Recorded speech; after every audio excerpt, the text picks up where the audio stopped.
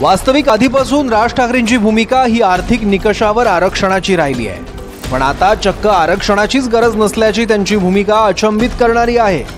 मात्र दुसरीकडे आंबेडकरांनी लोकसभेला गरीब मराठा विरुद्ध श्रीमंत मराठा या पार्श्वभूमीवर जरांगेंना युतीचा प्रस्ताव दिला होता।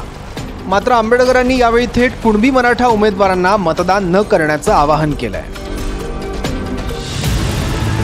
विशेष म्हणजे यापैकी प्रकाश आंबेडकरांनी मराठवाड्याच्या दौऱ्यावर असताना अमुक जातीला मतदान न करण्याची भूमिका मांडली आणि आरक्षणच नको असं म्हणणारे राज ठाकरे देखील उद्यापासून मराठवाड्याच्या दौऱ्यावर आहेत। आणि तिसरीकडे मराठवाड्यातला जातीय सलोखा बिघडल्याचा दावा करत नारायण राणे जातीय वाद वाढू नये यासाठी मराठवाडा दौरा काढणार आहेत।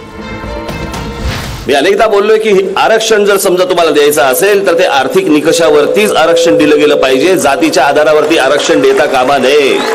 इतक्या गोष्टी या राज्यामध्ये उपलब्ध असताना खरं तर आपल्याला आरक्षणाची गरजच नाहीये महाराष्ट्राला। जरांगे पाटलाशी शासनाने इमानदारीने बोलावं, त्यांनी फसवाफसवीचं राजकारण थांबवावं, नाही तर ते त्यांच्यावरती उलटल्याशिवाय राहणार नाही अशी परिस्थिती आहे। जरांगे पाटील यांच्या निमित्ताने गरीब मराठामधली नेतृत्व उभं राहिलं। ओबीसीने आपल्या डोक्यामध्ये या इलेक्शनच्या वेळेस पूर्णपणे खुणगाठ घातली पाहिजे की मी ओबीसीलाच मतदान देणार, आणि ओबीसीला मतदान देत असताना कुणबी मराठ्याला मतदान देणार नाही। बघा, इथला असणारा कुणबी मराठा जो आहे तो डबल भूमिका करतो। मी देवेंद्र आणि मुख्यमंत्री सांगितलं, मी गणपती संपतात मी मराठवाड्यात चाललोय, मी मराठवाड्यात जाणार,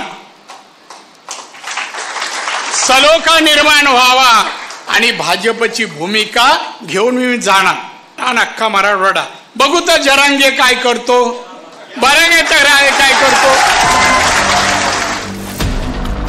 राजकीय जाणकारांच्या मते मूळ मुद्द्यांना बगल देत आरक्षणाबद्दलची भडक विधानं फक्त फोकसमध्ये राहण्यासाठी होत आहेत। तुर्तास सर्वसामान्य लोक कार्यकर्त्यांनी कायदा हाती न घेता आपले मुद्दे व मतं सनदशीर मार्गाने मांडणं गरजेचं आहे। Bureau report, TV9 Marathi.